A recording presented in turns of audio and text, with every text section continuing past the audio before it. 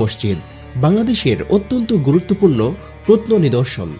মুঘল পূর্ব সুলতানি আমলের স্থাপত্য শৈলীর সঙ্গে মোগল স্থাপত্য শৈলীর সমন্বয়ে নির্মিত এই মসজিদ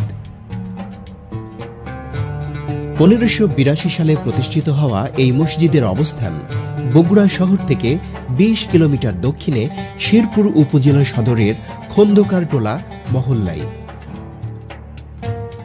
মসজিদের সামনের দেয়ালে উৎকীর্ণ শিলালিপি থেকে জানা যায় 1582 সালে জৌহর আলী কাকশালের পুত্র মির্জা মুরাদ খান কাকশাল এটি নির্মাণ করেছিলেন। কাকশাল উপাধি ছিল তুর্কিদের দেওয়া। মির্জা মুরাদ খান কাকশালের বিশদ পরিচয় পাওয়া যায় না। ঐতিহাসিকদের অনুমান মির্জা মুরাদ খান কাকশাল শেরপুরের জায়গিরদার বা ফৌজদার ছিলেন। খেরুয়া মসজিদের নামকরণ স্পষ্ট নয়। আবুল কালাম মোহাম্মদ জাকারিয়া তার বাংলাদেশের প্রত্ন সম্পদ বইতে উল্লেখ করেছেন, এ মসজিদের খেরুয়া নামের কোনো ইতিবৃত্ত পাওয়া যায়নি। আরবি বা ফার্সি ভাষায় খেরুয়া বলে কোনো শব্দ পাওয়া যায় না, তবে ফার্সিতে খায়ের গাহ বলে শব্দ আছে, যার অর্থ কোনো স্থানের ভেতরে। রাজা মানসিংহ যখন বাংলার সুবাদার ছিলেন তখন তিনি শেরপুরে একটি দুর্গ নির্মাণ করেছিলেন।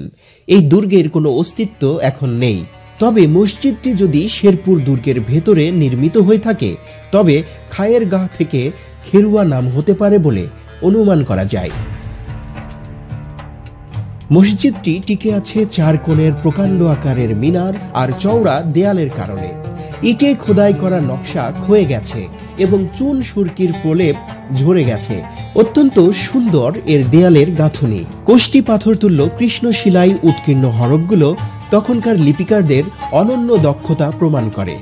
সুবিন্যস্ত ফার্সি ভাষায় নোক্তাবিহীন হরফ ও শব্দগুলো এমন অলংকারিক ও নৈপুণ্যের সাথে লিপিবদ্ধ করা হয়েছে যা সহজেই দর্শকদের দৃষ্টি আকর্ষণ করে।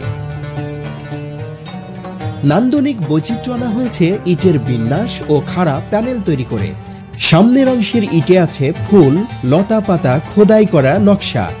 মিনার, গম্বুজ, নকশা ও ইটের বৈচিত্র্যময় গাঁথুনিতে পুরো স্থাপত্যটি অত্যন্ত নান্দনিক হয়ে ফুটে উঠেছে। মসজিদের সামনে সবুজ ঘাসে ঢাকা আয়তাকার মাঠ। মসজিদের কিনার দিয়ে তাল, নারকেল, আম ও কদম গাছের সারি। ইটের প্রাচীরের উপর লোহার রেলিং দিয়ে পুরো চত্বর ঘেরা। মোট জায়গার পরিমাণ প্রায় 59%। এখনও মুসল্লিরা এই মসজিদে নামাজ আদায় করে, তাই প্রাঙ্গণটি খুবই পরিষ্কার পরিচ্ছন্ন এবং সবুজ গাছগাছালি ঘেরা এক নিরিবিলি পরিবেশ।